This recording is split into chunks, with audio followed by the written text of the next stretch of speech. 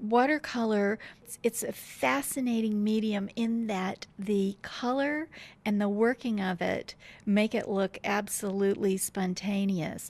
And in fact, the difficulty of it is extraordinary. The great American painter John Singer Sargent described watercolor as an act of making the best of an impending disaster. The fluid pigment can never be completely controlled. An undesired color or mark cannot be removed. New layers of color transform those already on the surface. And the brilliance of the white paper must also be considered.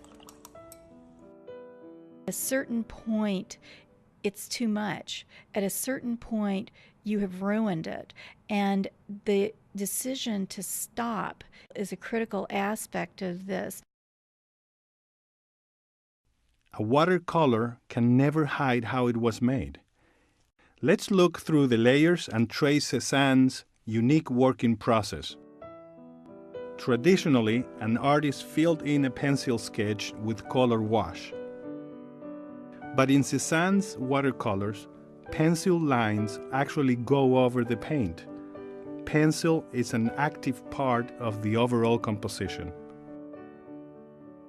The white paper beneath also plays a critical role. Notice how the tablecloth, napkin, and pitcher are almost entirely defined by the white paper. This white center holds together the ambitious composition and imparts light across the surface. The least painted surface creates the most powerful visual presence. Watercolorists tend to apply colors in quick succession, allowing them to pool and mix. But Cézanne allowed each color to dry before adding other colors. The tapestry shows off this time-consuming technique. Colors hover kaleidoscopically over and under each other. Cézanne's approach took its toll on the artist.